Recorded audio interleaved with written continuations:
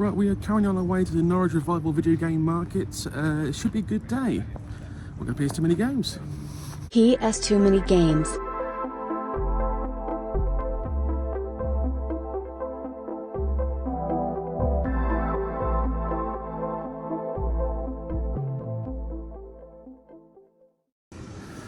Hello guys, welcome to PS Too Many Games. We're currently in the forum. This is where the market will be taking place. It's a bit early because it's an open place. So this place also films BBC Look East, which is basically the local news for the BBC. For some reason it has a Pizza Express, Prince Andrew's favourite restaurant, and Norwich Library, which is a very good library by the way. But I've gone to the second floor, basically to get a bird's eye view of what the market's going to look like before we enter.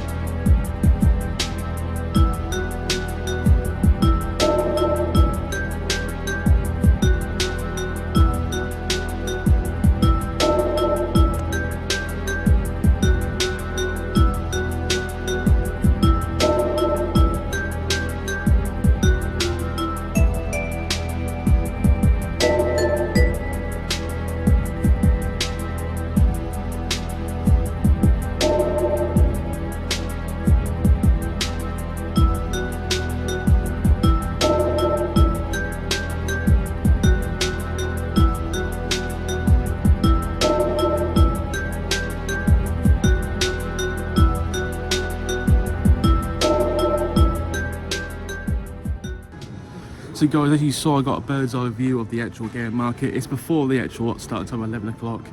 The handiness of the forum has got 2 floors, so you can just do all the filming in one go for like bird's eye view. So as you saw, it's not a massive market.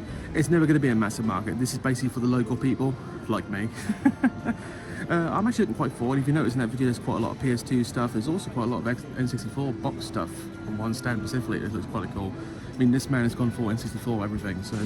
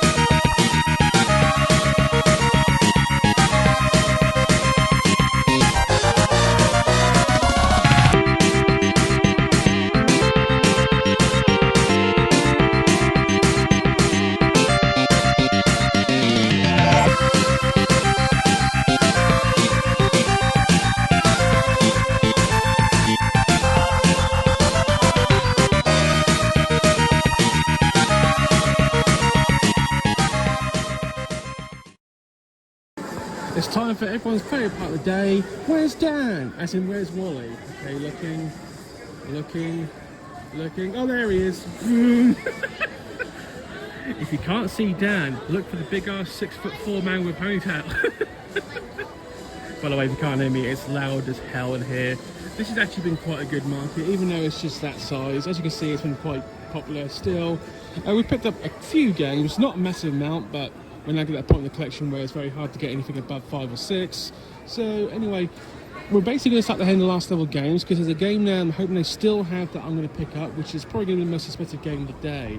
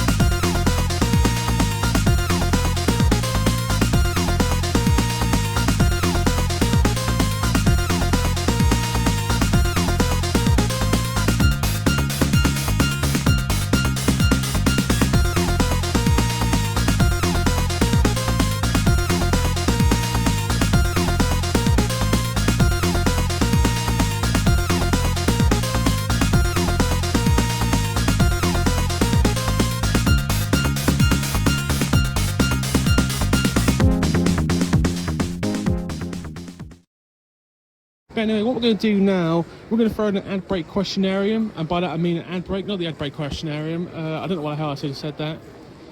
This is the ad break. Let me in,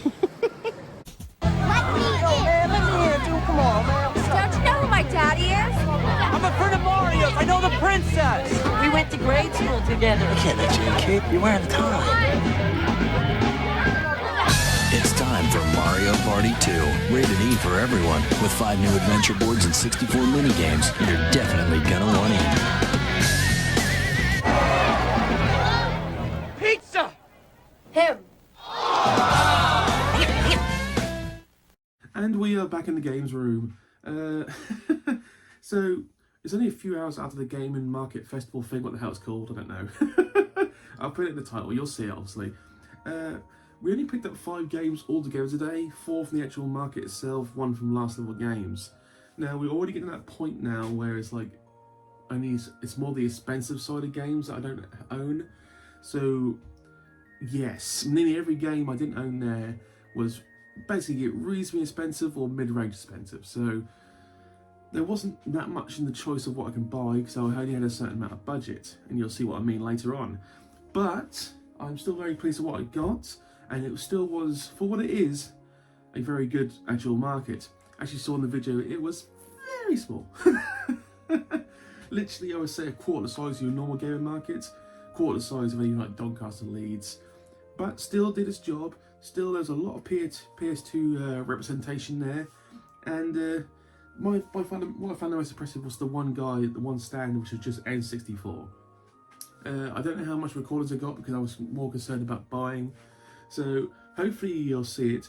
But from the actual angled down view, which I rarely get a chance to do, bottom left there was just an N64 stand, nothing but Nintendo 64 stuff. If I was an N64 person, I would have been well in. Everything went off without hitch. There was no issues. Obviously, I met a couple of fellow YouTubers. Obviously, Dan was there, but Retrohead was there. So hello, thank you, Retrohead. And a couple of people never recognised me. And a couple of people knew who I am. So I'm still a bit like shy about that. But I appreciate it. Thank you, everyone. I enjoyed it, and that's what matters the most. I enjoyed the hell out of it. Hopefully it's a yearly thing, because the smaller markets I tend to do better at usually, and this time did reasonably alright. Nothing special, alright. Not much in the way of shovelware. This is more like middle to nearly all 5 games, nearly all of them were like middle to upper range pricing. So I did spend quite a penny at this market, and considering next week is not an in-game market, a much bigger market. I had to choose what I could spend here. So I think I chose wisely, and you'll find out very shortly what I chose. I'll be perfectly honest, I don't know what time this episode is going to come out. I don't know if we're going to do it literally the Thursday after the market, or I'm going to hold off for 2 weeks. Depends what the schedule's about. But do not be shocked if this comes out literally on the mathematics 8th, 7th, 10th of October. I might just go straight in on it, because I like doing things fresh, and all the other episodes can wait a little longer, because they're, how can I put this, it doesn't matter when I release them, they're not going to make a difference. And by that I mean they're not going to make a difference in what date you release them. You're not going to tell what day it is. That sounds so wrong. The queue actually was horrifically long when I got them. Well, I didn't queue up straight away, but then I started queuing. The queue was longer than I thought. The only, this is a very minuscule thing I didn't like, was the fact that I pre-ordered a ticket, early access, and I actually found out you could just pay for early access and in the queue. I didn't like that. Early access is early access. You get, you pre-order it. I'm going to assume because it didn't sell enough tickets. It's only this is like a minute thing. It's like stubbing a toe. It hurts for 5 minutes, but you get over it fast. But that's the only thing I didn't like. But anyway, we're going to get into the games now, and you'll see how well we did. So what's actually coming in the future? Obviously, you saw the not in game market will be happening. Obviously, I'll be spending a lot of money in the next 2 weeks. And Christmas is slowly approaching. So I've got to set money aside for that. So November's going to be an interesting month for spending. there is money I put aside for one big spend that's already pretty much being allocated, and December's got one big spend, but the massive constant spending the next 2 months isn't going to happen, and that's because of Christmas and just wise money investment. If I haven't got it, I can't spend it. But I will say this. One of my biggest monthly bills is my car payments, monthly pay, and that ends in January. So once January is over, there'll be one less bill in my money flow, and it's the biggest bill I pay each month. So that will be massively helpful in the future. Oh God! I'm always a firm person when you pay. If you buy a car, you pay off the shortest way possible. So the last 2 years I've been paying a sizable bill each month, and that's going to come back to me. So the future's bright. The future's orange. Oh God! If anyone remembers that advert, you're old. The future's bright. The future's orange. Anyway, before we go talk about that, obviously last level games once again came through strong for me. For those who saw the filming, yes, they did have the. Now, I don't know how to pronounce this. I say Quan, but I think it's pronounced differently. Quan. I can't pronounce it. Say it in English, Doc. But anyway, obviously I couldn't drop $4.50 after spending money at the game market. I'm not that made of money. And I asked my fellow YouTubers and fellow collectors, is it wise to drop it now? And they all came back with the same answer. Probably not. Because, to be honest, if I'm smart, I can probably get that game for cheaper than $4.50. And to be honest, $4.50 is a good price if you don't want to pay CX prices. That is actually quite a good price, and it looks very good condition. So we might end up getting it in the future, because I don't think someone's going to drop that kind of money anytime soon. I could be wrong, but I'm going to try and see if I can get it cheaper. And if not, then we will curtail. And I would rather pay at last level games than at CEX. But once again, I bought a game from last level I've been looking at for months. I've had it for quite a while. I'm very happy to get it. And once again, they've come through. Honestly, last level games is my favourite non-CX store to go to. I try to go at least once a month, and every time I come away happy. I will say one thing also I forgot to say. No controllers. No PS2 controllers of any kind at the market. And I'm starting to get annoyed that I can't find any colourful PS2 controllers. I mean, I could go on eBay. That seems like an easy thing to do. I want to find them in the wild. Anyway, let's just get into the games. So we're going with the 4 games from the market first. First one, the only actual reasonably cheap game of the bunch, Panzer Elite Action Fields of Glory. Now this cost me £4. This actually looks quite intriguing. I'm all about, by the way, hello once again to me. I'm all about the war games, because some war games are better than others. This actually looks kind of intriguing. It's only a 1-player, obviously, because you're in a bloody tank. I mean, you don't know how you can do a 2-player tank. But I will try this, and hopefully this will actually be a good game. We'll find out in the future. Second game, and it's the first of a group of games I need to buy that are very hard to find.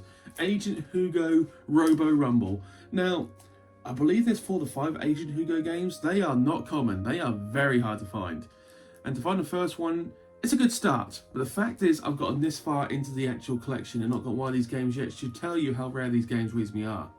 I know nothing of the franchise. I know there's at least 4, maybe even 5 of these. But I'm very happy to actually start this. This cost me 20 quid. So yeah, I wonder if the rest of them are like money-wise worth that. Because there's no really expensive Agent Hugo games. They're all around that price, I believe. So yeah, I know nothing of this. Hopefully this will be... the bloody camera. There we go. That's pissing me off. So hopefully this will be a start of something. Let's go with that. Obviously, for context, because you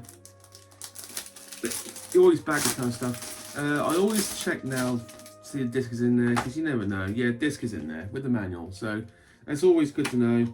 And the disc is actually quite immaculate, so very happy buyer. Game number 3 is an anime game, not the one on the list, but the one I need to get at some point. One Piece Grand Battle. So I believe there are 3 One Piece games. We own Grand Adventures, this is Grand Battle. We just need 1 more left, and we ain't got to look for One Piece ever again. I mean, in the past, I have said about the dubbing fiasco of One Piece, where I believe it was 4 kids. Or I don't know if it was Funimation, but one of the children's companies in like the early 2000s did a horrific job of dubbing this, and they got to the point where they just gave up. And the amount of episodes of One Piece there are, because there's a shitload of One Piece episodes, it was a travesty what they did. But anyway, I'm sure it's a reasonably good game. As you can see with the massive fuck off sticker, I paid £22.50. I do love the 50 pence. £22, no, £22.50. So yeah, once again, very happy to have this, and one of those games where you kind of forget it exists, but I'm sure it plays well. Still no, it's One Piece, still no Dragon Ball, is it? One, and just to make sure, yes, disc and manual is inside. Have to check now, because after the rugby fiasco, and disc is immaculate again. After the rugby fiasco, you have to check everything now. Now the last game I got from this gaming market is actually a game I had a couple of chances to buy as CEXs, but every time I turn out to that CEX, the box has not been in very good condition and I could do better. And generally speaking, if I'm going to buy like big box versions of PS2 games, I want it to be actually good condition. So this is one of the more common big box PS2 games, but Xenosaga 2, and this is actually in reasonably good to good condition apart from that up top corner there. Very happy to get this. This actually has been coming down in price in last year. This was like 40 to 50 quid at one point, but now I actually see I paid 30, so that's a good thing. Bear me a second, I'm gonna open this. I always get tentative when I open these things, so I'm always worried I'm gonna ruin it in some manner of sorts. Plus, I've never opened this before, so I don't know how to open this. But I'm assuming... Oh, good God. You know when you question your intelligence sometimes? What happened to Adam? He gave up on life, he couldn't open a box. Fucking idiot. So anyway, the reason I couldn't open the box because you couldn't open it because I'm a fucking idiot. So yeah, it's a slide box. So yeah, so nice, so nice. Yeah. Obviously both discs are there, which is always a nice thing to have. Easy. Once again, disc is in very good condition. I would check the DVD disc, but That's not really... Wait, that's a special movie, remember? A special movie. Not just a normal movie. A special movie. But obviously, it's a free disc set, so... Yeah. Disc 1's always the most important one, because that's the first one you start off with. Once again, very good to awesome condition. And if I just put this down gently... Easy, easy. And of course... Manual, which seems to be in perfect condition. And what appears to be the Namco's 50th anniversary software catalogue. Oh, Soul Calibur 3. Oh, okay, not bad. Kill Switch and I Ninja. Okay, no, not bad. The G-Con 2. Oh, yeah. Tekken 5. Actually, Namco makes some good games.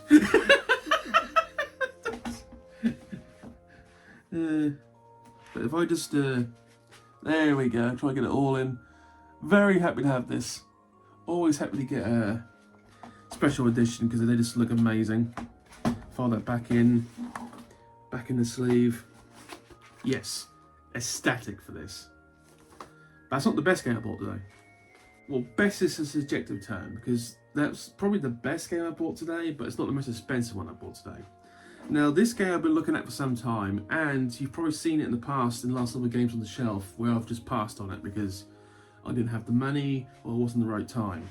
But today was the time, and I can't pronounce this game, so I'm going to try, that we finally dropped a lot of money for El Telerico 2. Now, for those who don't know this is a reasonably rare RPG. As you see, I did pay 90 quid for this. It's a reasonably rare RPG. Manual, by the way. I wouldn't buy anything like that without a manual. I know very little or nothing of this, but I'm sure our local RPG master, Sephiroth Vale, will enlighten me on that one. The artwork looks pretty good. The artwork looks very good. Sometimes artwork just appeals to you. It appeals to me on this one. It's a Bandai Namco game, so the artwork and the graphics are going to be fantastic. I don't know if it's cel shaded, but it looks very cel shaded.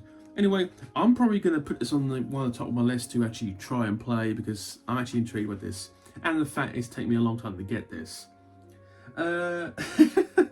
So yeah, this was next to Quan. I don't know how to pronounce that fucking game. Quan. It's gonna be next to that on the shelf. It's been there for some time, but I finally bit the bullet and bought it. So yeah, in 5 games, I spent a pretty penny today at Norwich.